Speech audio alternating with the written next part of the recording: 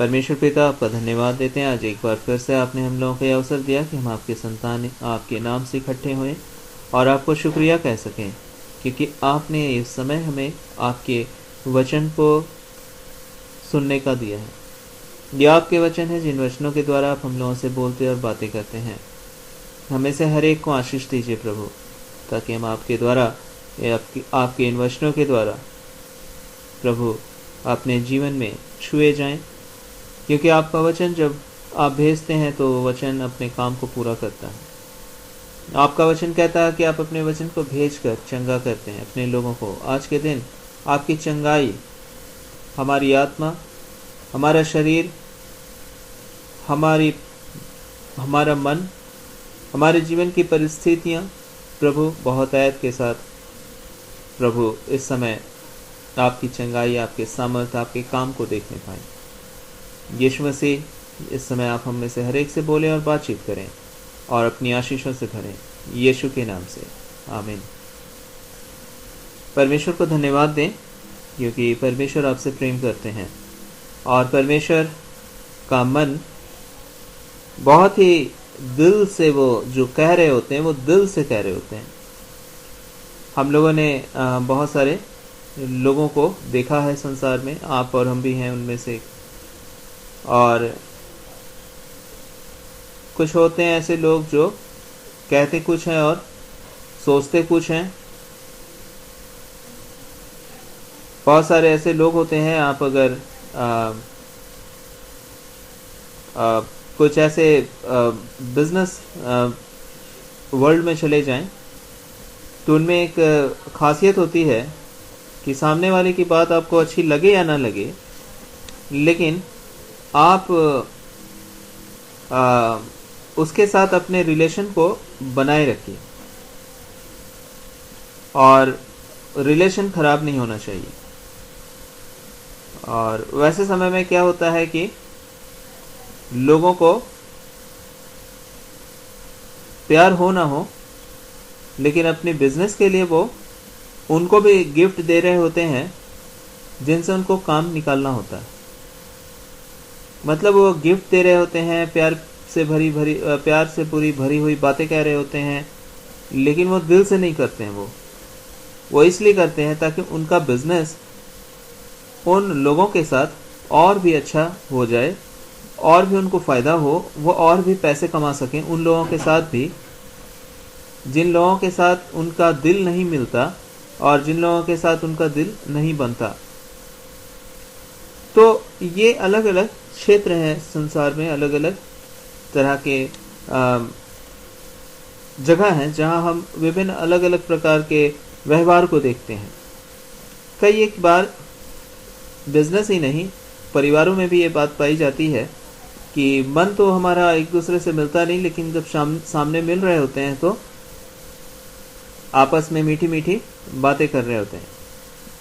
कई एक बार जो है ऐसे भी लोग होते हैं जो अंदर से बहुत ही बुरी भावनाएं रखते हैं और जो चाहते हैं कि आपका ज़बरदस्त नुकसान हो, और आपको धोखे में रखने के लिए कि आप उनको कहीं पहचान ना लें, इसलिए वो आपके सामने आपके बहुत ही परम मित्र बने रहते हैं, ताकि वो आपको धोखे में रखकर अपनी चालाकी भरी चाहतों को जो आपके नुकसान की है वो आपके लिए कर सकें।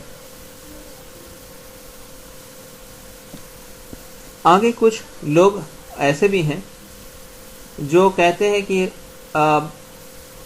मैं इस परिस्थिति में नहीं हूं कि मैं तुम्हारा बुरा कर सकूं।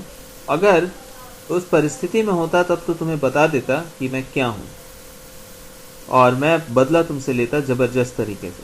लेकिन क्या करूं, आज मेरी परिस्थिति अच्छी नहीं है, नहीं तो मैं तुम्हें मजा चखा देता कि तब तुम्हें एहसास होता कि क्या है मेरी चाहत तुम्हारे लिए क्या है, मैं तुमसे कैसे बदला ले लूं। तो ये परिस्थितियां होती हैं कई एक बार जब लोग आपसे बुरा नहीं कर पाते हैं, जबकि उनको बुरा करने की बड़ी चाहत होती है और बहुत ही बुरा बर्ताव करने का इच्छा होता है। कहने का है, हर एक जगहों पर लोगों के अंदर ऐसी बातें कहीं ना कहीं बहुत जगहों पर पाई जाती है जहाँ लोग कहते कुछ और हैं, बोलते कुछ और हैं, करते कुछ और हैं, लेकिन परमेश्वर का धन्यवाद दें कि परमेश्वर जो बोलते हैं वो ही वो कर रहे होते हैं। उनका मन और उनके काम एक ही हैं और उनके शब्द एक ही हैं। वो आपसे दिल से प्यार करते हैं और आपसे दिल से वो आपकी भलाई चाहते हैं, और इसलिए उनके मुंह से जब निकलते हैं शब्द आपके लिए तो वो आशीष के शब्द होते हैं। वह आपके टूटे हुए दिल को आशा और इत्मीनान दे रहे होते हैं। वो आपके जीवन को मीठी मीठी बातें करके बहला फुसला के गड्ढे में नहीं ले जाना चाहते हैं, लेकिन आपसे वो कहना चाहते हैं वही बात जो आपके लिए परमेश्वर की ओर से आशीष के शब्द, आशीष की बातें और सही रास्ते परमेश्वर ने जो आपके लिए चुने हुए हैं। कई एक बार परमेश्वर आपको और मुझको बहुत ही खरे और अपनी बातें बदलते नहीं कि आपकी परिस्थिति के अनुसार आपको खुश करने के लिए कुछ एक बातें आपको बता दें जिन बातों का आपका जीवन में बाद में नुकसान हो जाएगा, लेकिन उस समय आपके साथ वो अच्छा बने रहना चाहते हैं, इसलिए आपसे मीठी मीठी बात कर रहे होते हैं। ऐसा नहीं, उस वक्त भी प्रभु आपको कह रहे होते हैं कि ये बातें जो मैं चाह रहा हूँ तुम्हारे लिए बताना चाहता हूँ कि ये बातें तुम्हारे जीवन में नुकसान पहुँचा सकती हैं, इसलिए तुम इन बातों से सतर्क रहो या इन बातों से, इन रास्तों को छोड़ दो, मेरे रास्ते पर चलो, मेरी बातें तुम्हारे लिए भली हैं, उनमें से एक भी बुरी नहीं, मेरी योजनाएं तुम्हारे लिए भली हैं, उनमें से एक भी बुरी नहीं। परमेश्वर का धन्यवाद दें कि वो हर समय आपके और मेरे जीवन से बहुत ही सटीकता और सच्चाई के साथ बातें कर रहे होते हैं। इसलिए बाइबल स्पष्ट रीति से बताती है कि परमेश्वर का एक एक वचन ताया हुआ है। मतलब जैसे आप सोना जो है वो बहुत ही तपाया जाता है और तब वो चोखा सोना बनता है, उसी रीति से परमेश्वर का वचन भी जो है वो बिल्कुल शुद्ध और पवित्र है। उसमें कुछ भी कुटिलता नहीं कि कुछ बातें वो कह रहे हैं और करना कुछ और चाहते हैं।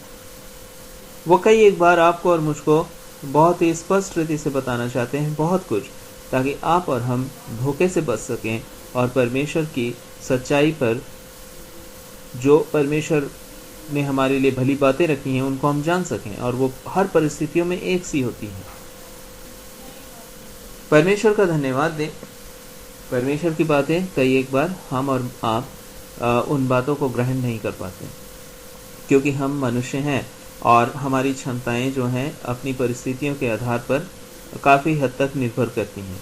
अगर किसी व्यक्ति के जीवन में बहुत ही कम चीज़ें हैं और परमेश्वर आपसे और उस व्यक्ति से कह रहे होते हैं कि तुम इन चीज़ों को दे दो इस विषय पर, और वो कह रहा होता है कि परमेश्वर यही तो है मेरे पास, फिर मैं ये भी दे दूंगा तो फिर मेरे पास क्या रहेगा।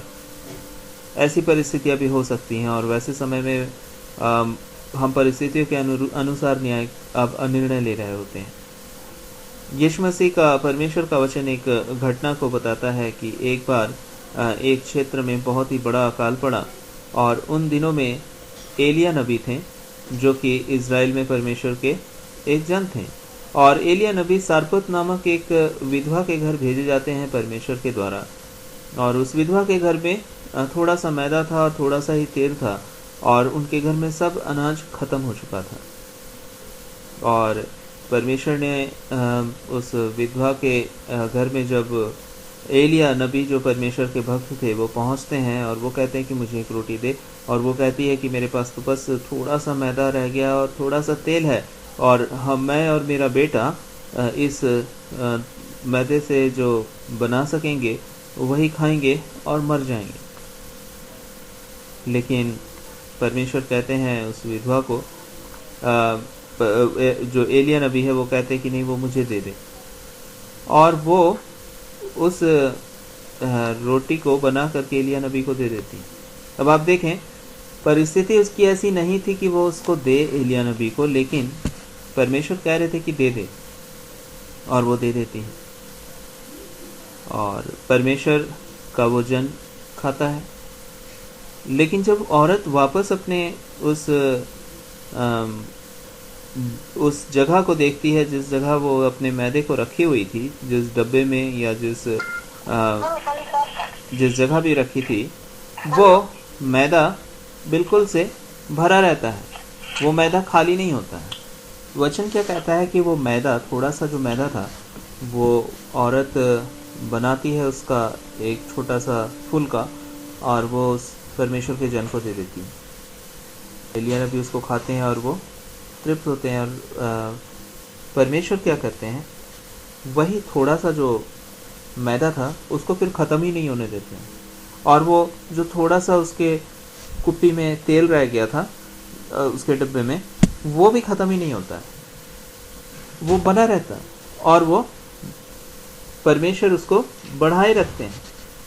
तो परमेश्वर का धन्यवाद दें। कई बार हमारी परिस्थितियां ऐसी होती हैं जो शायद हम कुछ करना भी चाहते हैं अच्छा या भला, तो हम परिस्थितियों के अनुरूप अपने निर्णयों को लेते हैं और हम कहते हैं कि ये तो मुझसे नहीं हो पाएगा।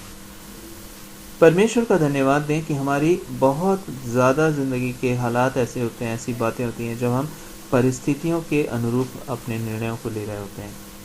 लेकिन परमेश्वर का धन्यवाद दें कि परमेश्वर आपके और मेरे जीवन में, आपके और मेरे जीवन में हमेशा एक से हैं। वो आपको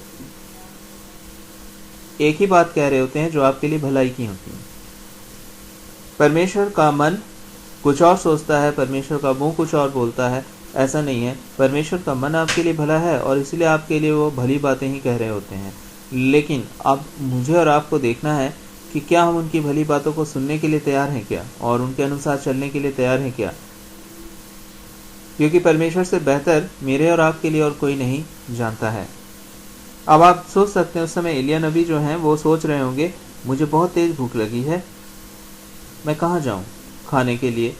और परमेश्वर उसको वहाँ भेज देते हैं और उनका भी पेट भर जाता है उस अकाल के समय में। और उस स्त्री का जीवन जो है वो भी परमेश्वर से आशीष पाता है, क्योंकि उसने विपरीत परिस्थिति में परमेश्वर की बातों को माना। उस स्त्री का, अब आप सोचिए, उस स्त्री के लिए ये नहीं कहा गया था कि तुम आज ये वाला खाना नहीं बनाकर वो वाला खाना बना लो। इतना आसान नहीं था उसके लिए चुनाव। उसके जीवन में मौत और जीवन का चुनाव करना था। उसने कहा था कि मेरे घर में जो अब रह गया है उसे मैं अंतिम बार बनाऊंगी और आज मैं और मेरा बेटा उसे खाकर मर जाएंगे। मतलब वो भोजन थोड़े देर के लिए उनको जीवित रख सकता था, लेकिन उसने जीवन को नहीं चुना, मृत्यु से भरे हुए बातों के लिए अपने आप को सौंप दिया और परमेश्वर की आज्ञा को माना। लेकिन उसने जो ये निर्णय लिया था, इसका क्या प्रभाव पड़ा कि उनके ऊपर वो मृत्यु टल गई जो उस पूरे इलाके में आई हुई थी। क्या आपको लगता है कुछ ऐसा हो सकता है क्या कि किसी डिब्बे का अनाज खत्म ही ना हो, किसी बोतल का तेल खत्म ही ना हो? आखिर आप नहीं डालेंगे उसमें तो कहां से आएगा वो तेल? लेकिन परमेश्वर वो कर सकते हैं जो आप और हम सोच भी नहीं सकते हैं। आज इस वजह से परमेश्वर आपको और मुझको ये बताना चाहते हैं कि परमेश्वर का वचन कभी नहीं बदलता, परमेश्वर का मन कभी नहीं बदलता। परमेश्वर जो कह रहे होते हैं वो दिल से कह रहे होते हैं और वो आपके लिए भला कह रहे होते हैं। और हम कई एक बार परिस्थितियों के अनुरूप निर्णय लेते हैं और परमेश्वर की आज्ञाओं को हम मानना नहीं चाहते हैं और छोड़ देना चाहते हैं। उस समय उस स्त्री के पास भी अवसर था कि वो परिस्थिति के अनुसार कह देती कि मुझे प्रभु नहीं, वो मुझसे हो पाएगा, ये मेरा बेटा है छोटा सा, मैं अपनी अकेली रहती तो कोई बात था, वो मर जाएगा, मैं उसको अपने आंखों के सामने मरते हुए कैसे देखूं, कुछ देर तो जिंदा रहेगा वो कम से कम मेरी आंखों के सामने। लेकिन उसने अपनी ही जिंदगी नहीं, अपने बेटे की मौत को भी कबूल कर लिया परमेश्वर की आज्ञा के सामने। लेकिन इसका बदला क्या था कि परमेश्वर ने उनके लिए जीवन का रास्ता खोल दिया कि वो आटा, वो मैदा ना तो उनका कभी समाप्त हुआ और ना ही तो उस कुप्पी का तेल समाप्त हुआ। परमेश्वर का धन्यवाद दें। यदि आप और मुझको परमेश्वर ने आज कुछ कहा है तो वो दिल से कहते हैं आपको, और उनका दिल, उनकी समझ और उनका वचन हमेशा आपके पक्ष में है। यदि आप और हम उसकी बात को मान लेंगे, जो उसके वचन में लिखा है, जो उसके वचन के अनुसार है, तो याद रखें कि परमेश्वर के जीवन को आप देखेंगे, परमेश्वर की भलाइयों को आप देखेंगे। परमेश्वर की आज्ञाएं आपके नुकसान के लिए नहीं है, आपकी भलाई के लिए है। और पूरा वचन जो है, परमेश्वर का वचन जो है, वो हमें इन बातों को, परमेश्वर की भलाइयों को प्रकट करता है। बाइबल में परमेश्वर के जितने भी वचन जो हैं, वो आप देखेंगे, परमेश्वर का वचन जो है हर परिस्थितियों में परमेश्वर की सामर्थ्य को दर्शाता है, परमेश्वर के मन को दर्शाता है, परमेश्वर की योजनाओं को दर्शाता है जो आपके लिए परमेश्वर ने तैयार कर रखी हैं। परमेश्वर का मन आपसे प्रेम करता है। परमेश्वर की सामर्थ्य की कोई सीमा नहीं है और परमेश्वर का वचन जो है वो कायम रहेगा, वो कभी भी अधूरा नहीं रहेगा, वो पूरा होगा, वो टलेगा नहीं, वो अपने कार्य को पूरा करेगा जो प्रभु ने कहा है। आज जब हम परमेश्वर के वचन को पढ़ेंगे तो बाइबल हमें बताती है, यूहन्ना उसका पहला अध्याय और उसका पहला वचन, आदि में वचन था, वचन परमेश्वर के साथ था और वचन परमेश्वर था।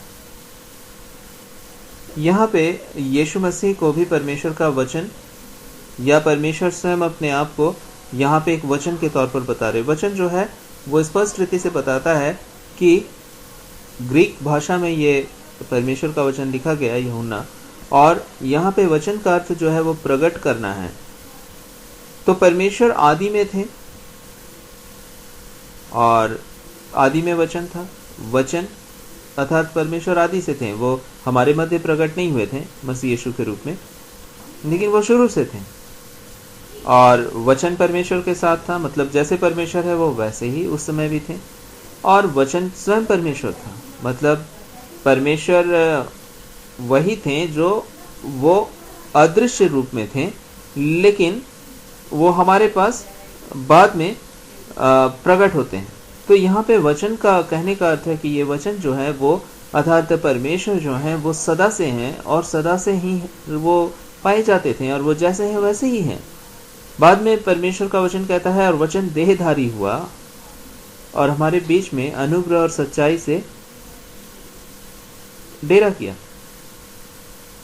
परमेश्वर का धन्यवाद है, वही वचन, वही परमेश्वर जो स्वर्ग में थे, उन्होंने अपने आप को परमेश्वर ने प्रकट किया। और यहाँ पे ग्रीक भाषा में जो वचन का शाब्दिक अर्थ है प्रकट करना, वो पूरी तरह से स्पष्ट हो जाता है कि परमेश्वर ने अपने आप को देह में प्रकट किया और जो अदृश्य परमेश्वर थे उसको अब हम अपनी संसारिक आंखों से भी देख सकते थे, और उसी का नाम यीशु मसीह है। यदि आपने परमेश्वर को नहीं देखा है तो आप परमेश्वर के जब वचन को पढ़ेंगे तो उसमें परमेश्वर का आप पूरा वर्णन देखेंगे परमेश्वर के वचन में। और यीशु मसीह को जब आप पढ़ेंगे, यीशु मसीह के बारे पढ़ेंगे, तो उसमें परमेश्वर का व्यक्तित्व, परमेश्वर का प्रकट होना आपको दिखाई देगा। जैसे परमेश्वर हैं, परमेश्वर के बारे लोगों की बहुत सारी धारणाएं थी कि परमेश्वर ऐसे हैं वैसे हैं, और उसके अनुसार लोगों ने विभिन्न प्रकार के अपने विचारों को प्रकट किया। कुछ ने कहा कि परमेश्वर बहुत ही पापियों का संहार करेंगे, किसी ने कुछ कहा, किसी ने कुछ कहा। हर एक विद्वानों के अपने अपने मत थे और उन्होंने उनको लिखा, और बहुत सारी इस तरह से किताबें बन गई परमेश्वर के विषय में। लेकिन जब हम परमेश्वर के वचन को बाइबल में पढ़ते हैं तो बाइबल हमें बताती है कि परमेश्वर को, अगर व्यक्तित्व परमेश्वर का आप जानना चाहते हैं तो आप यीशु मसीह को बाइबल में पढ़ें, यीशु मसीह के बारे में, और तब आपको पता चलेगा कि परमेश्वर पापियों का संहार करने के इच्छुक नहीं है। परमेश्वर, वचन कहता है, यीशु मसीह इस पृथ्वी पर इसलिए आए, अर्थात परमेश्वर ने, अदृश्य परमेश्वर ने मनुष्य में होकर इस पृथ्वी पर अपने आप को इसलिए प्रकट किया ताकि वो पापियों का उद्धार करे या उनको बचाए। अब आप कहेंगे कि चलो मैं तो एक अच्छा आदमी हूँ, पापी लोग बहुत हैं इस दुनिया में और उनको यीशु मसीह की ज़रूरत है। लेकिन बाइबल स्पष्ट रीति से बताती है कि कोई भी धर्मी नहीं, एक भी नहीं, उसमें से आप और मैं भी हूँ। और इसलिए आपको और मुझको भी उद्धार पाने की, परमेश्वर से अपने पापों से क्षमा पाने की जरूरत है। और क्षमा परमेश्वर आपको देने के लिए तैयार है।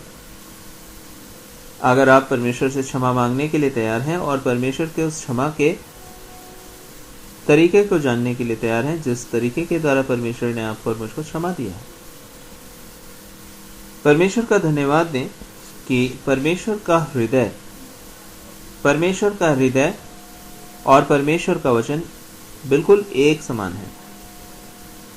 और इसी बात को परमेश्वर ने मसीह यीशु में होकर प्रकट किया। यहाँ पे ग्रीक भाषा में यीशु मसीह को भी वचन कहा गया है, जिसका अर्थ है परमेश्वर ने खुद को प्रकट किया। परमेश्वर का वचन यीशु मसीह परमेश्वर का प्रकटीकरण है। जैसे परमेश्वर अदृश्य परमेश्वर थे, हमें लग सकता है कि परमेश्वर बहुत गुस्सा रखते हैं और सभी आदमी को पाप करते हैं जो उनको मार देना चाहते हैं। ऐसा हृदय नहीं है परमेश्वर का। बाइबल हमें बताती है कि परमेश्वर पापियों को बचाना चाहते हैं। परमेश्वर ग्रीक भाषा में वचन एक सिर्फ शब्दों को नहीं उसको बताता है, लेकिन बताता है ग्रीक भाषा में वचन प्रकट करने को। आपके मन के विचार आप अपने शब्दों के द्वारा प्रकट करते हैं, तभी लोग समझ पाते हैं। उसी तरह परमेश्वर जो अदृश्य थे, उन्होंने अपने आप को प्रकट किया यीशु मसीह के द्वारा, ताकि लोग परमेश्वर को समझ सकें कि परमेश्वर का मन कैसा है। बाइबल हमें स्पष्ट रीति से बताती है कि परमेश्वर प्रेम है। परमेश्वर प्रेम है, अर्थात परमेश्वर का जो मन है, परमेश्वर का जो व्यक्तित्व है, वो प्रेम से भरा हुआ है।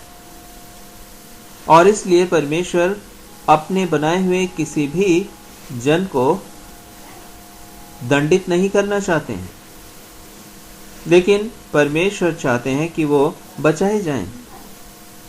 परमेश्वर का धन्यवाद दें कि परमेश्वर का अदृश्य परमेश्वर जैसे हैं वैसे ही ठीक यीशु मसीह हैं। उन्होंने अपने आप को मसीह यीशु में अपने आप को प्रकट किया है। परमेश्वर की बातें और परमेश्वर के काम बिल्कुल एक हैं।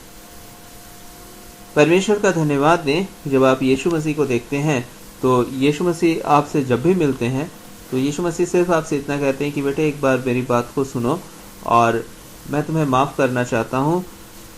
तुम्हारी चाहे कितनी भी बड़ी गलतियां क्यों ना हो गई हो, मैं जानता हूँ तुम्हारी गलतियों को, क्योंकि मैंने तुम्हें अपने हाथों से रचा।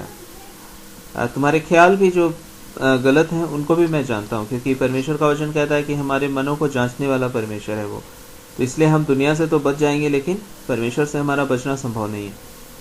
और इसलिए बाइबल हमें और भी स्पष्ट ढंग से बताती है कि परमेश्वर पवित्र है, इसलिए वो हमारी हर एक गलतियों का न्याय भी उन्हीं के हाथों में।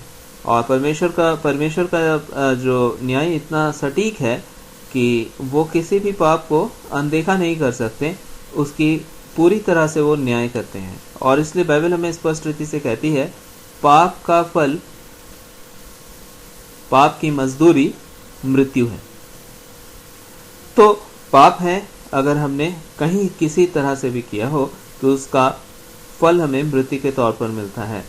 और मृत्यु केवल इस शरीर की मृत्यु ही नहीं, लेकिन परमेश्वर एक और भी मृत्यु की बात करते हैं जो आत्मा की मृत्यु है। आत्मा की मृत्यु का अर्थ है कि आत्मा तो कभी परमेश्वर समाप्त मरने नहीं देंगे आत्मा को, अर्थात ये जीवित रहेगा ये आत्मा, लेकिन एक मौत से भी बदतर स्थान पे जहां आत्मा का तड़पना और दंड पाना सदा के लिए निर्धारित किया जाएगा। और वो उस आत्मा में आपका पूरा व्यक्तित्व पाया जाएगा। आप पूरी तरह से पाए जाएंगे उस आत्मा में। ऐसा नहीं कि आप के अंदर पाए जाने वाली कोई हवा जिसको आप आत्मा सोच रहे हैं, आप स्वयं ही या मैं स्वयं ही उस स्थान पे पाया जाऊंगा जहां पे मुझे परमेश्वर की ओर से मेरे कार्यों का प्रतिफल मिल रहा होगा। अब वो सदा के दंड के तौर पर भी मिले या फिर सदा की आशीष के तौर पर। और परमेश्वर का वचन कहता है कि कोई भी धर्मी नहीं, क्योंकि परमेश्वर केवल कर्मों के आधार पर ही आपका न्याय नहीं करते, लेकिन आपके विचारों के आधार पर भी परमेश्वर आपका न्याय करते हैं। क्योंकि परमेश्वर की जो न्याय का मापदंड है वो बहुत ही खरा है, वो बहुत ही ऊंचा है। हम जो अपने मन में भी गलत विचार कर रहे होते हैं वो भी परमेश्वर समझते हैं और उसको अच्छे से जानते हैं। और फिर यीशु मसीह इसलिए कहते हैं, एक समय फरीसी लोग यीशु के पास थे और उन्होंने बड़े अच्छे अच्छे तौर से, वो ऊपर से दिखते थे, लेकिन उनका जीवन अंदर से परमेश्वर को ग्रहण योग्य नहीं था। और इसलिए परमेश्वर उनको ये बात कहते हैं कि तुम चुना फिरी हुई कब्र के समान हो, जो ऊपर से तो सफेद दिखाई देता है लेकिन उसके अंदर सड़ी हुई लाश होती है। यही नहीं, यीशु मसीह ने उनको एक और भी बात कहा कि तुम कटोरे को ऊपर से तो मांस देते हो लेकिन अंदर से उसको गंदा ही छोड़ देते। तो कई एक बार हम अपने आप को कोशिश करते हैं अच्छा दिखाने के लिए, जैसा हम लोगों ने शुरू में बातें की कि ऊपर से हम बहुत अच्छे अच्छे शायद बात कर रहे हों लेकिन मन के अंदर वो बुराइयां पाई जाती हैं। और परमेश्वर तो मन को जांचने वाले हैं। और अब आप खुद से सोचें कि कोई कटोरा अगर गंदा हो अंदर से और बाहर से बहुत चमक रहा हो, क्या आप उसमें पानी डालकर पी सकते हैं क्या पानी? या कोई कुछ भी उसमें डालकर आप उसको यूज करना चाहेंगे, उस खाने को या उस पानी को? परमेश्वर भी उसी रीति से कहते हैं कि ऊपर से तो तुम बड़े साफ सुथरे हो जाते हो लेकिन अंदर से गंदे और मुझे बिल्कुल भी ग्रहण योग्य नहीं हो, और तुम्हारा मेरे लिए कोई भी, मेरे पास कोई स्थान नहीं है तुम्हारा। इसलिए बाइबल स्पष्ट रीति से बताती है कि परमेश्वर मन को जांचने वाले परमेश्वर है, और परमेश्वर हर उन बातों का न्याय करते हैं जो बातें हमारे मन में भी चल रही होती हैं। और इसलिए बाइबल हमें हमारे भीतरी मनुष्यत्व की बहुत सारी बातें कहती हैं कि हमारा अंदर का मन, हमारा अंदरूनी जीवन कैसा है, हमारी चाहते कैसी हैं, हमारे ख्याल कैसे हैं, क्योंकि परमेश्वर इन बातों का बहुत ही ज़्यादा ध्यान रखते हैं। और आप सोच सकते हैं कि अगर किसी का मन अच्छा होगा तो वो व्यक्ति भी बहुत हद तक अच्छी बातों को ही करेगा, क्योंकि उसका मन ही नहीं करेगा गलत करने का। तो परमेश्वर जानते हैं अगर हम अंदर से बदल जाएं तो फिर हमारा व्यवहार भी बदल जाएगा खुद। और चाहे हम बाहर से कितना भी अच्छा दिखावा कर लें और हम अगर अंदर से गंदे हैं तो हम परमेश्वर के लिए ग्रहण योग्य नहीं। परमेश्वर इसलिए कहते हैं कि कोई भी धर्मी नहीं, एक भी नहीं। लेकिन परमेश्वर का धन्यवाद दे कि परमेश्वर ने आपके और मेरे लिए एक मौका दिया है कि हम परमेश्वर के द्वारा क्षमा को प्राप्त कर सकें। और परमेश्वर इस वजह से शुरू से ही इस चाहत को रखते थे कि किसी न किसी तरह मेरा और आपका पापों से छुटकारा हो सके, ताकि ऐसा ना हो कि हम अपने अनंत भविष्य को उस दंड में गुजारें जो स्थान परमेश्वर ने मनुष्य जाति को ही दंड देने के लिए ठहराया है, और साथ साथ उन तमाम स्वर्गीय प्राणियों को भी जो परमेश्वर के दृष्टि में पाप के भागीदार हैं या दंड के भागीदार हैं। परमेश्वर का धन्यवाद दें, परमेश्वर ने फिर भी आपके और मेरे लिए एक उपाय ठहरा दिया है। मेरे और आपके लिए एक स्थान परमेश्वर ने ठहराया कि हम उद्धार पा सकते हैं, हम अपने पापों से छुटकारा पा सकते हैं। ये मेरे और आपके विषय में ही बातें हैं। ये हम लोग कोई कहानी नहीं बात कर रहे हैं, ये किसी तीसरे और चौथे के बारे बात नहीं हो रही है। ये आपकी और मेरी बात है, जो परमेश्वर के वचन के आधार पर मेरे और आपके भविष्य के बारे, अनंत भविष्य के बारे परमेश्वर ने बातें करना चाहा है, ताकि आपका और मेरा जीवन बचा लिया जाए नाश होने से, बर्बादी से, उस दंड से जो मेरे और आपके ऊपर आ सकता है और आने वाला है। इस वजह से परमेश्वर ने हमारे लिए एक इंतज़ाम किया, और वो ये किया कि जिसका वर्णन हमें यशायाह नबी की किताब में और उसके 9 अध्याय में भी मिलेगा। यदि आप उसको निकालना चाहें तो आप उसे निकाल सकते हैं मेरे साथ, यशायाह और उसका 9 अध्याय। और यहाँ पे जब आप पढ़ेंगे तो आपको एक घटना का वर्णन, एक भविष्यवाणी का वर्णन मिलता है जिसमें परमेश्वर ने इस बात को कहा कि किस रीति से वो आने वाले समय में अपने लोगों को बचाने की तैयारी में है, क्योंकि उन्हें मालूम है कि कोई भी धर्मी नहीं। और इस वजह से परमेश्वर ने यहाँ पे एक वर्णन किया है जो कि यशाया और उसका 9 अध्याय और उसके दूसरे वचन में लिखा है। जो लोग अंधियारे में चल रहे थे उन्होंने बड़ा उजियाला देखा, और जो लोग घोर अंधकार से भरे हुए मृत्यु के देश में रहते थे उन पर ज्योति चमकी। अब आप देख सकते हैं कि अगर किसी देश में ही अंधेरा हो तो जाहिर सी बात है कि वहां पे लोग जो हैं वो अंधेरे में ही रहेंगे। पिछले ही दिनों एक न्यूज़ में एक घटना एक न्यूज़ दिखाया जा रहा था, और उसमें बताया गया कि रूस के कुछ ऐसे क्षेत्र हैं इन दिनों में भी जिनमें 40 दिनों तक सूरज उगता नहीं है। और ये जो महीना अभी आपके और मेरे यहाँ सुबह और शाम आप सूरज को देख लेते हैं, सुबह उगते हुए और शाम को ढलते हुए, वहाँ सुबह में भी सूरज नहीं उगता और शाम को भी अंधेरा ही रहता है। और ये उनके वो ऐसी क्षेत्र में पाए जाते हैं भौगोलिक तौर से जिससे कि उनके ऊपर सूरज दिखता ही नहीं है, और ये लगातार 40 दिनों तक उनके ऊपर पाया जाता है। तब आप सोच सकते हैं कि वैसा जगह हो अगर, तो सुबह हो या शाम हो तो अंधेरा तो रहना स्वाभाविक बात है। यहाँ पे परमेश्वर का वचन कुछ ऐसी ही परिस्थिति को बयान करता है। जो लोग अंधियारे में चल रहे थे उन्होंने बड़ा उजियाला देखा, और जो लोग घोर अंधकार से भरे हुए मृत्यु के देश में रहते थे, घोर अंधकार से भरे हुए मृत्यु के देश में रहते थे, उन पर ज्योति चमकी। संसार में अगर आप देखेंगे तो कोई नहीं कह सकता कि मैंने कोई गलती नहीं की, आज तक ख्याल में भी कोई गलती नहीं की। लोग कहते हैं जब काम करेगा गलती तब ना आप उसको सजा देंगे। कोई कोर्ट संसार का ऐसा शायद नहीं है जो कहेगा कि चूंकि इसने मन में गलत सोचा और भले गलती नहीं किया फिर भी हम इसे दंड देंगे। वो कहेंगे कि सबूत लाओ और देखो कि इसने गलत किया तो नहीं। सोच सकता है लेकिन अगर नहीं किया तो फिर इसको कैसे सजा दे। लेकिन बाइबल ऐसा नहीं कहती। परमेश्वर का वचन कहता है सोच भी अगर गलत हो तो परमेश्वर सजा देते हैं, क्योंकि परमेश्वर के लिए वही हाल है कि बाहर से साफ है कटोरा और अंदर से गंदा है। तो परमेश्वर तो न्यायी है, परमेश्वर उसका न्याय करेंगे। इस स्तर पर अगर न्याय हो तो कोई संसार का व्यक्ति इस पृथ्वी पर बच नहीं सकता परमेश्वर के दंड से। इसलिए बाइबल हमें स्पष्ट रीति से कहती है कि जो लोग अंधकार से भरे हुए मृत्यु के देश में रहते थे उन पर ज्योति चमकी।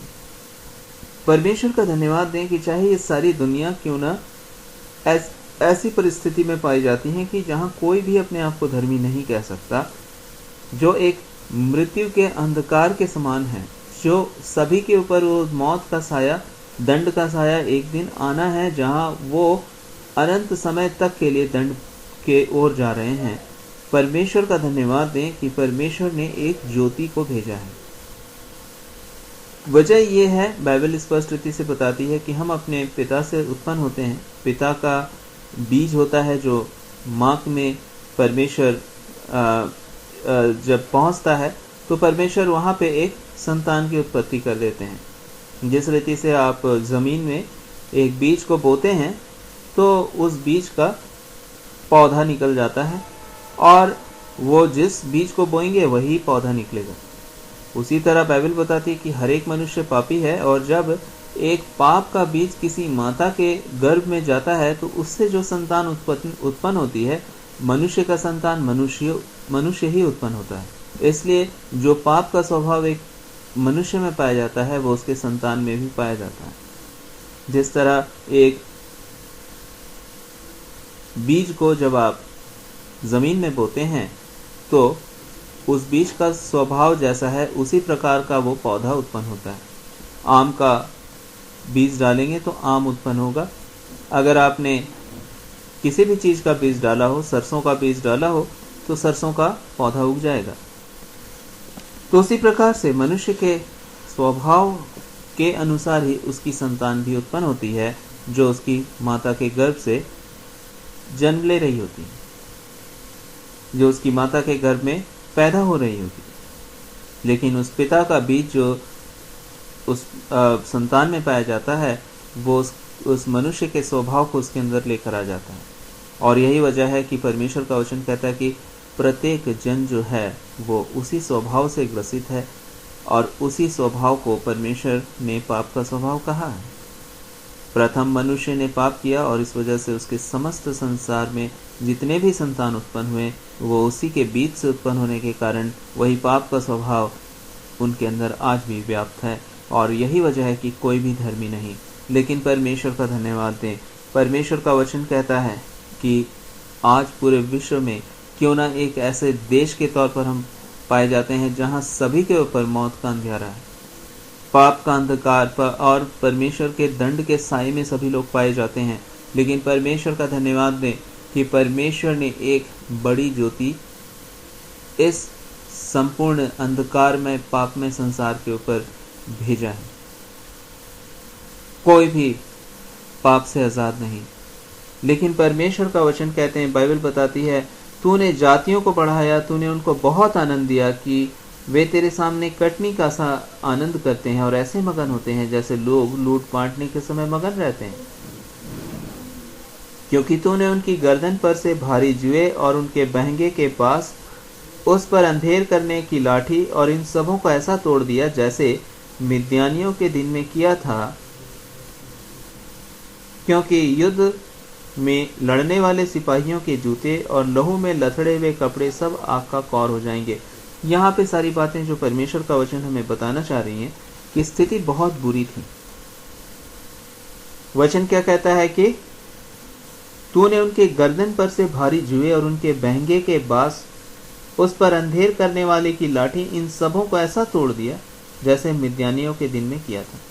यहाँ परमेश्वर एक सांकेतिक तौर से आपसे मुझसे बात करते हैं कि एक ऐसे बोझ, एक ऐसे जुए में हर एक मनुष्य जी रहा होता है जिसके ऊपर पाप का जुआ, पाप का बोझ होता है।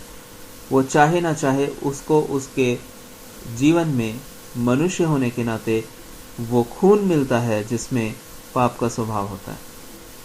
और इस वजह से स्वाभाविक तौर से मनुष्य अपने जीवन से उन गलतियों को कर रहा होता है जिसकी वजह से वो परमेश्वर की दृष्टि में दंड के योग्य ठहरता है। लेकिन परमेश्वर ने इस जुए को, इस दंड के बोझ को तोड़ देना चाहा है। चाहे वो गलतियां क्यों ना हम मन के निर्बलता में, स्वभाव में कर रहे हैं, लेकिन परमेश्वर इसको बदल देने के लिए तैयार है। परमेश्वर का वचन आगे आप पढ़ेंगे जो कि यशाया 9 अध्याय और उसके 6 वचन में लिखा है, क्योंकि हमारे लिए एक बालक उत्पन्न हुआ और हमें एक पुत्र दिया गया और प्रभुता उसके कांधे पर होगी और उसका नाम अद्भुत युक्ति करने वाला, पराक्रमी परमेश्वर, अनंत काल का पिता और शांति का राजकुमार रखा जाएगा।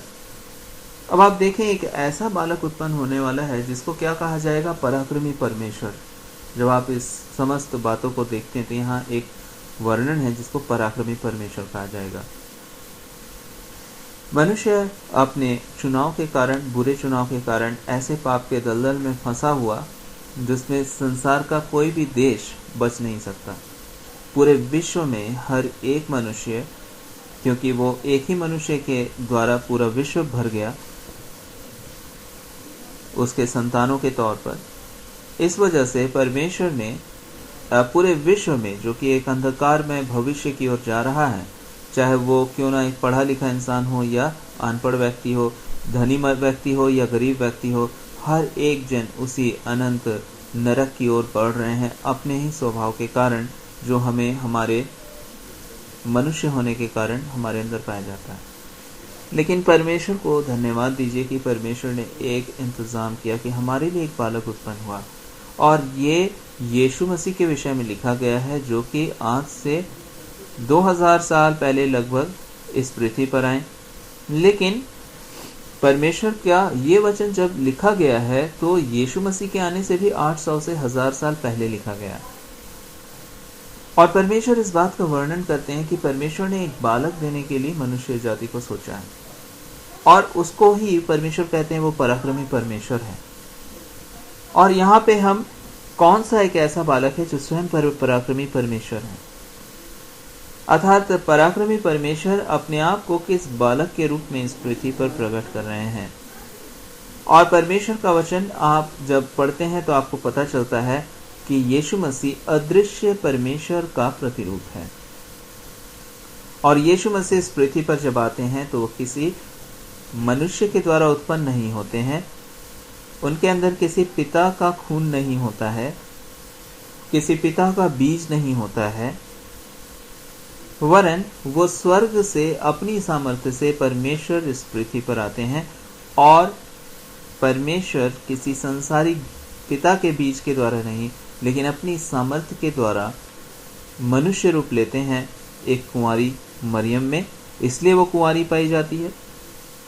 और जब उससे परमेश्वर एक मनुष्य का रूप लेते हैं तो इस मनुष्य के इस धरती पर आ जाते हैं, इस दुनिया में आ जाते हैं। और परमेश्वर का वचन इसलिए कहता है कि उसका नाम अद्भुत युक्ति करने वाला पराक्रमी परमेश्वर, अनंत काल का पिता और शांति का राजकुमार रखा जाएगा। अब आप देखें कि परमेश्वर जब इस पृथ्वी पर आते हैं तो वो शांति बहाल करने के लिए आते हैं, क्योंकि मनुष्य के जीवन में असल में कोई शांति नहीं है।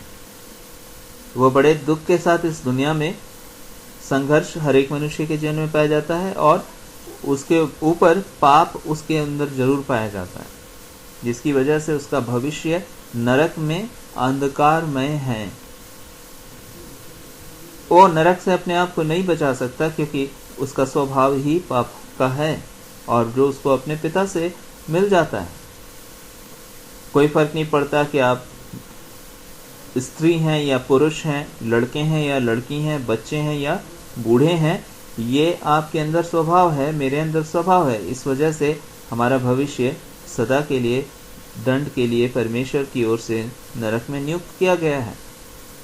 लेकिन परमेश्वर का वचन ये भी कहता है परमेश्वर प्रेम है, इसलिए परमेश्वर ने एक इंतजाम किया इस पूरे विश्व के लिए जो अंधकार और नरक से भरा हुआ है। और बाइबल हमें बताती है इसलिए कि हमारे लिए एक बालक उत्पन्न हुआ, हमें एक पुत्र दिया गया और प्रभुता उसके कांधे पर होगी, और उसका नाम अद्भुत युक्ति करने वाला पराक्रमी परमेश्वर, अनंत काल का पिता, शांति का राजकुमार। परमेश्वर का धन्यवाद दे, जब पराक्रमी परमेश्वर इस पृथ्वी पर आते हैं तो शांति की बात लेकर आते हैं उन लोगों के लिए जो दंड के लिए ठहराए जा चुके हैं, जो दंड की ओर बढ़ रहे हैं, परमेश्वर के न्याय के अनुसार नरक की ओर बढ़ रहे हैं। लेकिन परमेश्वर उनसे शांति की बात कहने के लिए तैयार हैं। परमेश्वर का वचन ये कहता है इस वजह से कि वह शांति का राजकुमार, उसका नाम रखा जाएगा, उसकी प्रभुता सर्वदा बढ़ती रहेगी और उसकी शांति का अंत न होगा। परमेश्वर का धन्यवाद दें कि परमेश्वर ने आपके मेरे लिए यीशु मसीह जब इस नाम से जब इस पृथ्वी पर आए तो उन्होंने अपने शांति को आपके लिए लाना चाहा। परमेश्वर का धन्यवाद दें कि पाप के कारण मेरे और आपके जीवन में शायद हम कुछ अच्छी उम्मीद ना रखें अपने भविष्य के लिए, क्योंकि अनंत भविष्य भी तो नाश होना है। लेकिन परमेश्वर जब आते हैं तो उन्होंने साफ साफ कहा कि मैं तुम्हें अपनी शांति दिए जाता हूँ। परमेश्वर यीशु मसीह ने क्या काम किया कि आपके और मेरे ही पापों के लिए अपने जीवन को, जो कि जिसमें पाप का स्वभाव था ही नहीं, क्योंकि वो पाप के बीज से उत्पन्न ही नहीं हुए थे, लेकिन उन्होंने आपके पाप के स्वभाव के हर दंड को अपने ऊपर लेना चुन लिया, क्योंकि आप परमेश्वर के न्याय के सामने खड़े नहीं हो सकते हैं, क्योंकि आप में इतनी सामर्थ नहीं, मुझ में इतनी सामर्थ नहीं। लेकिन परमेश्वर ने खुद ही अपने आप को मेरे और आपके पापों के लिए दंड चुकाने या मूल्य चुकाने के लिए इस्तेमाल किया। स्वयं को ही परमेश्वर ने खुद ही आकर के अपने ही न्याय के अनुसार आपके दंड को चुकाने का निर्णय लिया। और जब परमेश्वर ने ऐसा किया तो बहुत ही बड़ा दंड, जो पाप का दंड था, जो आपको और मुझको चुकाना था, अनंत नरक में परमेश्वर ने उसको अपने ऊपर लेना, उस क्रूस पर लेने का निर्णय ले लिया। परमेश्वर का धन्यवाद दें कि उस क्रूस पर एक बड़ी दर्दनाक मौत यीशु मसीह को सहनी पड़ी, जो आपको और मेरे पापों का दंड था। हमारे स्वभाव से जो हमने गलतियां की हैं, परमेश्वर उसकी कीमत को अदा कर रहे थे ताकि आपको और मुझको फिर से उस कीमत को अदा न करना पड़े, परमेश्वर के ही न्याय के सम्मुख। और यही वजह है, यही शांति का सुसमाचार है आपके लिए, सुंदर समाचार है मेरे और आपके लिए, कि आपको और मुझको उस दंड से छुटकारा मिलने का एक रास्ता है, और वो स्वयं परमेश्वर ने उस दंड को उठाया है। यही आपके लिए एक अच्छी बात है कि आप और हम परमेश्वर के न्याय आसन के सामने खड़े नहीं हो सकते हैं, लेकिन परमेश्वर स्वयं ही है एकमात्र जो उस न्याय की हर एक कीमत को अदा कर सकते हैं। कहने का अर्थ है कि यदि परमेश्वर की सामर्थ्य इतनी अधिक है, परमेश्वर के न्याय की सामर्थ्य, जिसका कोई मनुष्य सामना नहीं कर सकता, हर एक उसमें दंडित ठहरता है। इस वजह से परमेश्वर ने मनुष्य के छुटकारे के लिए उस कीमत को अदा करने की चाहत रखी, ताकि मनुष्य अपने पापों के दंड को देने से बच सके और मनुष्य को छुटकारा मिलने पाए। इसलिए यीशु मसीह कहते हैं कि मैं इस दुनिया में नहीं आया कि दंड दूं, लेकिन इसलिए आया हूं ताकि मैं बचाऊं। मैं बचाने के लिए आया हूं।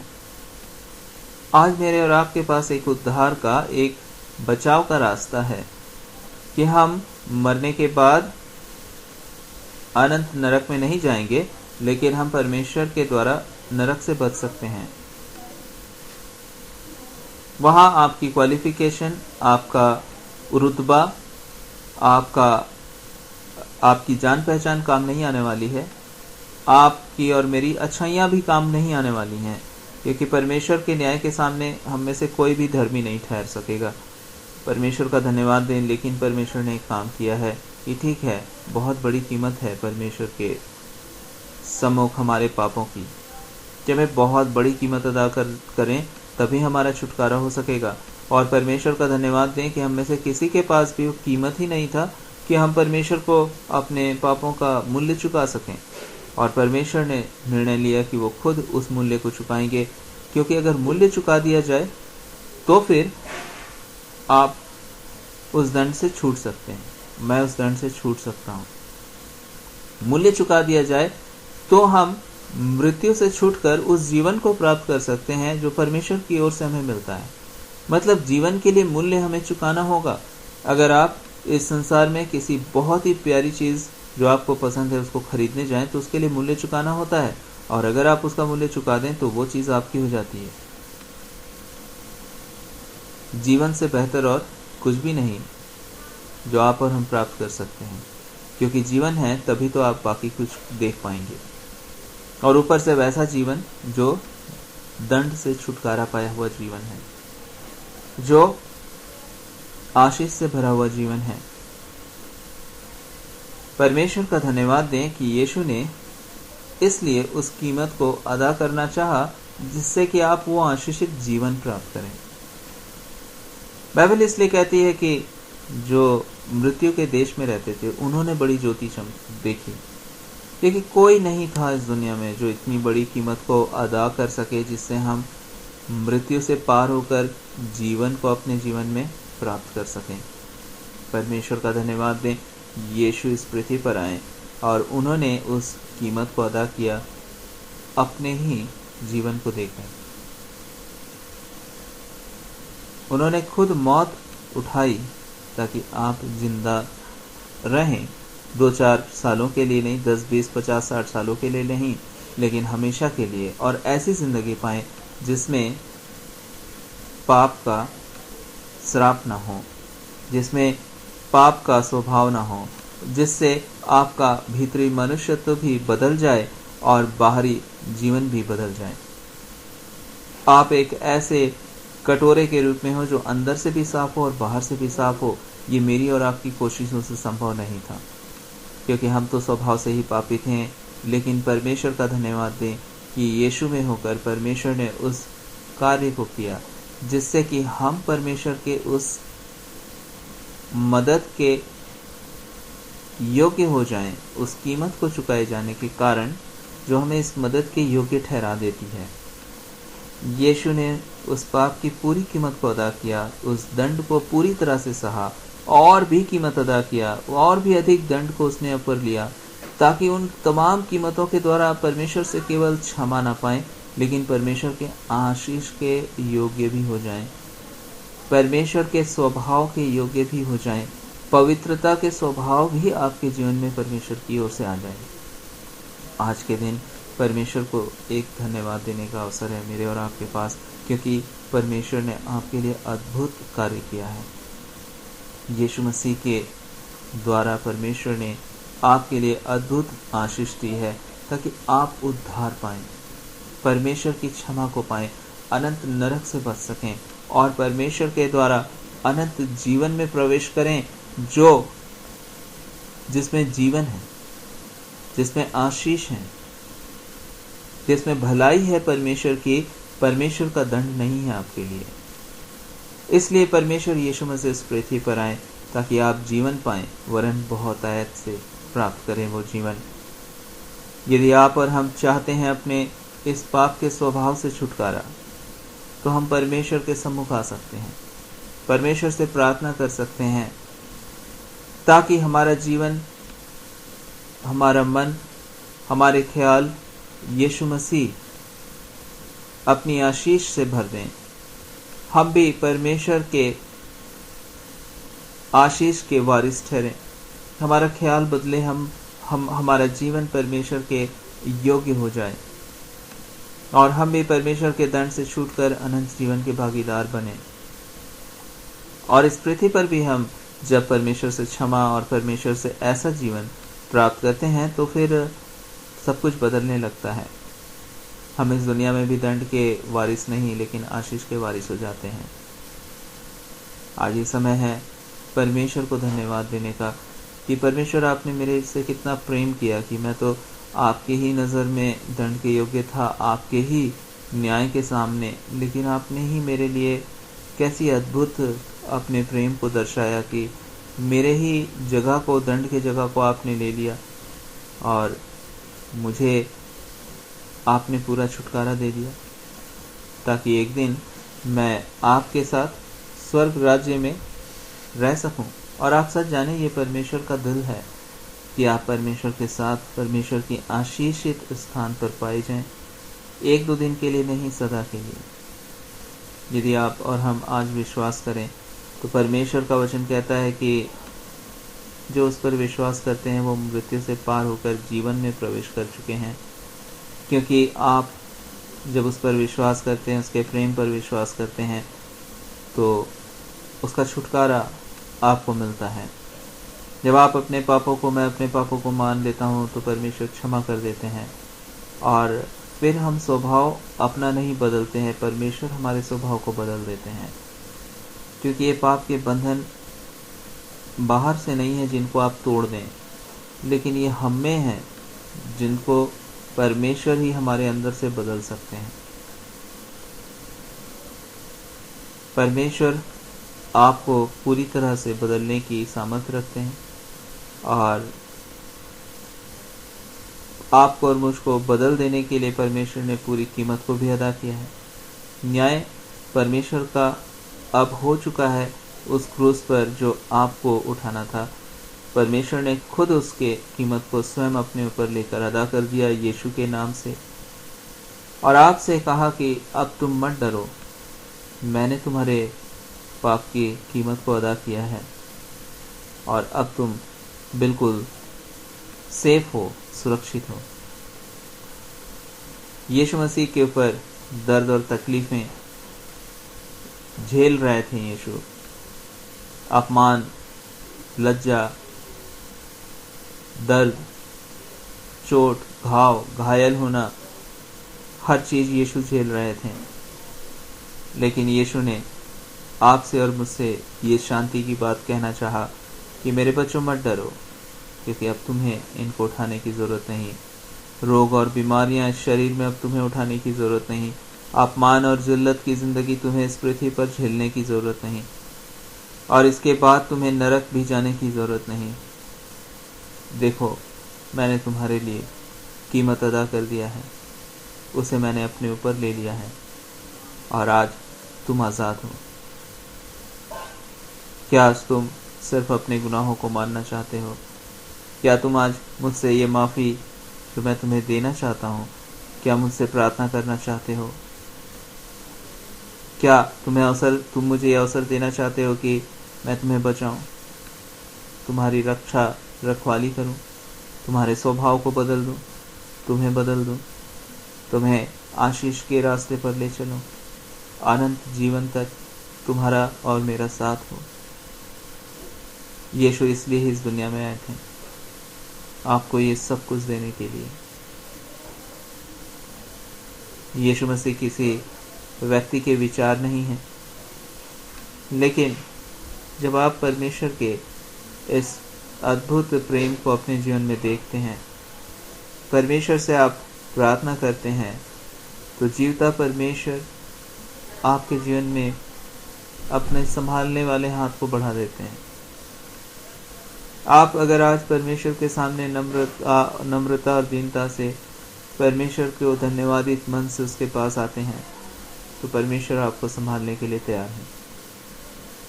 क्योंकि यीशु मसीह ने आपके मेरे पापों के दंड को ही नहीं सहा, हमारी मृत्यु को भी उठाया था, और तीसरे दिन तो वो मृतकों में से भी जी उठे। क्योंकि मृत्यु परमेश्वर का कुछ बिगाड़ नहीं सकती, लेकिन उन्होंने उस मृत्यु को इसलिए सहा ताकि वो आपकी मृत्यु थी जिसे उनको वो सहना चाहते थे, ताकि उस मृत्यु को भी वो मृत्यु की कीमत को भी अदा कर दें और आपको उससे भी छुड़ा लें। इसलिए उन्होंने उस कीमत को भी अदा किया, और सिर्फ 3 दिन में वो मृत्यु पर बाहर आए और उन्होंने जीवन को प्रकट कर दिया, और फिर स्वर्ग में अपने शरीर में होकर वो उठा लिए गए। वो मर नहीं गए, वो जीवित रहे, और अब भी आपके लिए मेरे लिए जीवित हैं। ये जीवन, मृत्यु से पार का जीवन, हमारे पाप के स्वभाव से बदला हुआ जीवन, हमें दंड से छुटकारा देने वाला जीवन, हमें श्राप से परमेश्वर से आशीष से भरा हुआ जीवन देने के लिए वो तैयार हैं। हमारे स्वभाव से भी किए हुए पापों से माफ़ी देने के लिए वो हमें तैयार हैं। हमारे स्वभाव को भी बदल देने के लिए वो तैयार हैं, ताकि हम जो उस पर विश्वास करें, उसके इस अनुग्रह और आशीष को पाएं, हम परमेश्वर की संतान के तौर पर जीने के लिए तैयार हो जाएं। क्योंकि परमेश्वर भी अनंत समय तक कायम रहेंगे, परमेश्वर आपको भी अनंत जीवन देने के लिए तैयार हैं, और आप और परमेश्वर के बच्चे की तरह जीवित रह सकते हैं। यीशु ने इसलिए कहा, जहाँ मैं रहूँ वहाँ तुम भी रहो। क्या आप हम परमेश्वर से ये प्रार्थना करना चाहते हैं? क्योंकि परमेश्वर की इच्छा नहीं कि आप और हम नाश हो जाएं। परमेश्वर की इच्छा है कि हम और आप बचा लिए जाएं। वो आपसे प्रेम करते हैं, आपसे नफरत नहीं करते। आपका और मेरा संहार करने के लिए, मारने के लिए हमें नहीं आए थे। यीशु मसीह हमें बचाने के लिए आए थे। हाँ, एक दिन फिर वो ज़रूर वापस आएंगे जब वो इस पृथ्वी का न्याय करेंगे। और धन्य है आप अगर आज हम और आप उसके क्षमा को प्राप्त करें, तो हम उस दिन परमेश्वर के न्यायासन के सामने परमेश्वर के धन्यवादित होने वाले उसके संतान होंगे, जो कहेंगे कि धन्यवाद परमेश्वर, जो आपने मेरे ऊपर आने वाले इस न्याय को अपने ऊपर लिया और मुझे इस बात की जानकारी दी, ताकि अपनी इच्छा से मैं आपकी उस क्षमा को प्राप्त करूं। आज मेरे और आपके ऊपर परमेश्वर ने छोड़ दिया है। यदि तुम चाहो तो मेरे इस प्यार को तुम समझ सकते हो जो मैंने तुमसे किया, और आज मुझसे क्षमा ले लो, माफ़ी ले लो। मैं माफ़ करना चाहता हूँ। लेकिन अगर आज हम इसमें चूक जाते हैं तो एक दिन परमेश्वर के उस न्याय का हमें सामना करना होगा। और परमेश्वर का धन्यवाद भी इसलिए बाइबल बताती है, जो विश्वास करे और बपतिस्मा ले उसी का उद्धार होगा। बपतिस्मा हम यीशु की मृत्यु को के कार्य को अपने जीवन में ग्रहण करने के लिए लेते हैं। आने वाले समय में परमेश्वर आपकी सहायता करे कि आप उसके बपतिस्मे को और अच्छी रीति से जान सकें। यीशु मसीह हमारे लिए गाड़े गए और तीसरे दिन मृतकों में से जी उठे। आपको भी यीशु नहीं कहते कि आप जमीन के नीचे गाड़ दें अपने आप को, लेकिन यीशु की मृत्यु में शामिल होने के लिए परमेश्वर चाहते हैं कि आप अपने आप को जल रूपी जमीन में गाड़ दें, अर्थात जल में चले जाएं और जल से बाहर आएं, जो कि पृथ्वी के जमीन के नीचे का स्थान होता है। और वो स्थान दर्शाता है कि यीशु ने आपकी मृत्यु को लिया और गाड़े गए वो। आप भी यीशु के साथ जब आप जल के नीचे जाते हैं तो परमेश्वर आपको यीशु के साथ उस मृत्यु में शामिल कर देते हैं। यीशु तो आपकी मृत्यु को ले चुके हैं उस क्रूस पर। आप भी उस मृत्यु को और उस गाड़े जाने को आज मसीह से विश्वास करके प्राप्त कर सकते हैं इस बपतिस्मे की विधि के द्वारा। जब आप विश्वास करते हैं परमेश्वर के इन वचनों पर और यीशु की मृत्यु के स्वभाव को, कार्यों को अपने ऊपर लेने के लिए तैयार हैं, अपने आप को, अपने जीवन को बपतिस्मे के साथ, यीशु के साथ मिलाने के लिए तैयार हैं, तो परमेश्वर का वचन पूरा होता है कि जो विश्वास करे और बपतिस्मा ले उसका उद्धार होगा। परमेश्वर आपको दोबारा मारना नहीं चाहते हैं, लेकिन आपको उद्धार देना चाहते हैं। आज मेरे और आपके ऊपर निर्भर करता है कि हम उस उद्धार को ग्रहण करने के लिए तैयार हैं। जब आप परमेश्वर से उस उद्धार को प्राप्त कर लेते हैं तो इस पृथ्वी पर परमेश्वर की समस्त आशीष के आप वारिस हैं, और इसके बाद आप परमेश्वर के साथ अनंत जीवन में उन आशीषित जीवन को जीने के लिए ठहराए जाते हैं, जिसको यीशु ने खुद अपने जीवन की कुर्बानी को देकर आपके लिए खरीद लिया है। मेरे और आपके लिए आज ये उपलब्ध है, और मेरे और आप पर निर्भर करता है कि हम उसको अपने जीवन में ग्रहण करना चाहते हैं। परमेश्वर ने कभी ना दबाव दिया, ना तो कभी देंगे। उद्धार पाना परमेश्वर ने देना था, परमेश्वर ने दे दिया। ग्रहण करना नहीं करना मेरे और आपके ऊपर है। इसलिए क्यों ना आज हम दुआ करें कि परमेश्वर हमारे जितने भी स्वभाव से भी हमसे गलतियां हुई हम उन्हें मान लेना चाहते हैं। आप हमें माफ करें और हमारे लिए ऐसा माध्यम दें, ऐसा अनुग्रह दें कि हम आने वाले समय में बपतिस्मा ले सकें और आपके इस पूरे क्षमा को अपने जीवन में ग्रहण करें, और फिर आपके संतान के तौर पर जीवन को जिएं इस पृथ्वी पर भी, जिसमें ना श्राप है, ना मृत्यु है, और ना ही तो कोई दंड है। लेकिन हम जिस दिन इस पृथ्वी पर अपने आखिरी सांसों को इस संसार में लेंगे शरीर में, उसी दिन हम परमेश्वर के साथ अनंत जीवन में प्रवेश करेंगे, जहां हमारी आत्मा परमेश्वर के द्वारा उस उद्धार को प्राप्त करती है, जहां फिर मृत्यु नहीं, जहां फिर शोक नहीं। और एक दिन ऐसा आने वाला है जब परमेश्वर आपको इस मृत्यु वाले शरीर से अलग सदा जीवित रहने वाले एक शरीर को देने वाले हैं। जिस तरह यीशु मृत्यु से जी उठे और अभी भी जीवित हैं और सदा जीवित हैं, उसी तरह आप भी सदा जीवित रहेंगे शरीर में, क्योंकि वो शरीर फिर मरने वाला नहीं होगा। आप परमेश्वर की इच्छा पूरी होगी कि जहां वो रहते हैं वहीं आप भी हों, और आप और वो साथ हों, और वो आशीषित समय हो, वो आशीषित देश हो, फिर वो मृत्यु का देश और घोर अंधकार का देश, पाप के साथ प्रभाव पाया जाने वाला देश नहीं, लेकिन परमेश्वर की शांति, खुशी और आशीष का देश हो। परमेश्वर का धन्यवाद दें। एक भली योजना, एक अनंत आशीष की योजना प्रभु की आपके पास है। यदि आप और हम इस समय परमेश्वर को धन्यवाद देना चाहें, एक बार फिर से अपनी गुनाहों, गलतियों को परमेश्वर के सम्मुख मानना चाहें, तो ये मेरे और आपके पास एक समय है। निश्चय जाने परमेश्वर माफ करना चाहते हैं। यदि हम और आप आज इस प्रार्थना में शामिल होने के लिए तैयार हैं, प्रार्थना करें मेरे साथ अगर चाहें। परमेश्वर पिता, आपका धन्यवाद देते हैं कि आपने हमें ये सुंदर अवसर दिया है कि हम अपने जीवन में अपने पापों से, अपने स्वभाव से आज़ाद हो सकें। आपने बड़ी कीमत अदा की है ताकि हम अपने जीवन में जो कीमत अदा नहीं कर सकते थे वो आप हमारे लिए कर दें। यीशु आप इस दुनिया में आए जो कि बिल्कुल निष्पाप और निष्कलंक थे, लेकिन आपका धन्यवाद, आपने इस दुनिया में आकर हमारे दर्द को, हमारे दुखों को, हमारे दंड को उस क्रूस पर सहा और हमें उससे छुटकारा दिया। हमारी जिल्लत, हमारे अपमान को आपने अपने ऊपर लिया, हमारे रोगों को अपने ऊपर लिया और हमसे उन्हें हमें उनसे छुटकारा दिया। आज इस समय हम आपके धन्यवादित हैं। हम अपने हर गुनाहों को आपके सम्मुख मान लेते हैं और आपसे क्षमा मांगते हैं और धन्यवाद देते हैं, क्योंकि आपने उनसे हमें छुड़ाया है। आप हम सभी को आशीष दें और ये अनुग्रह दें कि आगे को हम आपसे दी हुई सामर्थ्य के द्वारा अपने जीवन को आपके स्वभाव में जी सकें। आप हमारे सहायक, हमारे मददगार हों। हमारे स्वभाव को आप बदलें, हमें आप अपने जैसा बनाएं, क्योंकि आपने इसके लिए पूरी कीमत अदा की है। हमें अब आपके संतान के तौर पर जीने वाली जिंदगी दें। आप हमारे प्रभु, आप हमारे बचाने वाले परमेश्वर हों, जो हमें हमारे पापों से बचाएं और उस दंड से बचाएं। प्रभु, आपका धन्यवाद हो, आपने उसकी कीमत अदा की और हमें उससे छुटकारा दिया है, ताकि हम आपके साथ अनंत जीवन जिएं, जो कायम रहे हमेशा के लिए, और हम आपके साथ सदा खुशियों की जिंदगी को जी सकें। आपका धन्यवाद इस अद्भुत आशीषित जीवन के लिए। आज से, अभी से आप हमारे प्रभु, हमारे सहायक, हमारे मददगार हों, ताकि हम जीवन भर आपके साथ एक खुशी की जिंदगी जी सकें। धन्यवाद आपको हर बातों के लिए।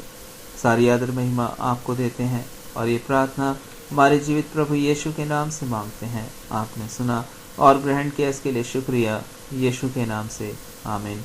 परमेश्वर को धन्यवाद दें जब आपने ये प्रार्थना की। परमेश्वर आपको और मुझको, चाहे कितने भी हमारे पाप गंदे हों, चाहे वचन कहता है वो लाल और अर्गवानी रंग के हों, मतलब बहुत गहरे क्यों ना हो, फिर भी वो हिम के समान श्वेत हो जाएंगे, क्योंकि यीशु का लहू हमें उन पापों से छुटकारा देता है जो निर्दोष लहू था। आज के दिन हमारे लिए आशीष का समय है। परमेश्वर आपके साथ हैं। परमेश्वर माफ करते हैं। आप जब उस बात का एहसास नहीं होता है, तब भी परमेश्वर आपको माफ़ी दे चुके होते हैं, क्योंकि यीशु ने उसकी कीमत अदा की है। परमेश्वर आपकी सहायता करे। आने वाले समय में आप एक मजबूती की ज़िंदगी परमेश्वर के साथ जिएं और जीवन भर परमेश्वर में एक आशीषित जीवन जिएं, और इसके बाद परमेश्वर के राज्य में अनंत जीवन जिएं। ये दुनिया में, परमेश्वर की इस दुनिया में हर एक भली आशीषें जो प्रभु यीशु ने आपके लिए उस क्रूस पर खरीदी हैं अपनी जान की कीमत के द्वारा, अपने ही न्याय में, परमेश्वर उसको आपको बहुतायत के साथ दें, और आप परमेश्वर की भलाइयों को अपने स्वास्थ्य में, अपने परिवार में, अपने भविष्य में, अपने जीवन के हर क्षेत्र में देखें, और अनंत जीवन तक ये खुशियाँ, ये आशीषें आपके साथ बनी रहें। परमेश्वर आपको एक ऐसा आने वाले समय में शरीर दें, जैसा वचन में बाइबल स्पष्ट रीति से कहती है, जो अनश्वर शरीर हो, जो नाश नहीं होगा, और आप प्रभु के साथ सदा तक निवास करेंगे। जहाँ परमेश्वर है वहाँ आप होंगे। परमेश्वर आपको और आपके घराने को आशीष दे, ताकि आप अपने घराने के लोगों को भी वहाँ देख सकें, जो परमेश्वर के सम्मुख दीनता और नम्रता से यदि आप प्रार्थना करें, परमेश्वर ये आशीष देते हैं। और आपको परमेश्वर ने दिया और आपके घराने को भी परमेश्वर निश्चय दें। आने वाले समय में परमेश्वर आपकी सहायता करे कि आप बपतिस्मा भी ले सकें, और उसके उस उद्धार को, जो उसकी मृत्यु के संकेत के तौर पर हम इस पृथ्वी पर बपतिस्मे को ले रहे होते हैं, जो परमेश्वर के वचन में लिखा है, प्रभु की आज्ञा है कि जो विश्वास करे और बपतिस्मा ले, उसी का उद्धार होगा। तो आने वाले समय में परमेश्वर आपकी और मेरी सहायता करे कि हम में से यदि कोई बपतिस्मा नहीं लिए हैं तो वो भी ले सकें, ताकि हम उस यीशु के मृत्यु के संपूर्ण आशीष के वारिस ठहरें। परमेश्वर आपको बहुत आशीष दें, और बहुत ही भली आशीषें आपके जीवन भर परमेश्वर की ओर से बनी रहें, और निश्चय ये पूरी होंगी ये सारी आशीषें, क्योंकि प्रभु ने इसके लिए कीमत अदा की है। वो आपसे प्रेम करते हैं। वो आपको और मुझको नाश करने के लिए नहीं, लेकिन आपको और मुझको अनंत जीवन देने के लिए आए हैं। परमेश्वर का धन्यवाद हो। सारी आदर महिमा यीशु मसीह को देते हुए आज का कॉन्फ्रेंस हम लोग यहीं समाप्त करते हैं। अंत में प्रभु की प्रार्थना एक साथ बोलकर, हे हमारे पिता, आप जो स्वर्ग में हैं, आपका नाम पवित्र माना जाए, आपका राज्य आए, आपकी इच्छा जैसे स्वर्ग में पूरी होती है वैसे इस पृथ्वी पर पूरी हो। हमारे प्रतिदिन की रोटी आज हमें दें, जैसे हमने अपने अपराधियों को क्षमा किया वैसे आप भी हमारे अपराधों को क्षमा करें। हमें परीक्षा में ना लाएं, बल्कि बुराई से बचाएं, क्योंकि राज्य, पराक्रम और महिमा सदा आपकी है, आमीन। निश्चय जाने परमेश्वर ने आपको बड़ी आशीष दी है। प्रभु आपके साथ हैं, वो आपके पिता हैं, वो आपसे प्रेम करते हैं। यीशु सदा तक, अनंत काल तक आपके साथ होंगे। और आपको संभालेंगे, वही आपको बदलेंगे, मुझको बदलेंगे और हम प्रभु के जैसे, प्रभु के अनुग्रह के द्वारा हो जाएंगे। सारी आदर महिमा यीशु मसीह को देते हुए आज का कॉन्फ्रेंस हम लोग यहीं समाप्त करते हैं, यीशु के नाम से, आमीन।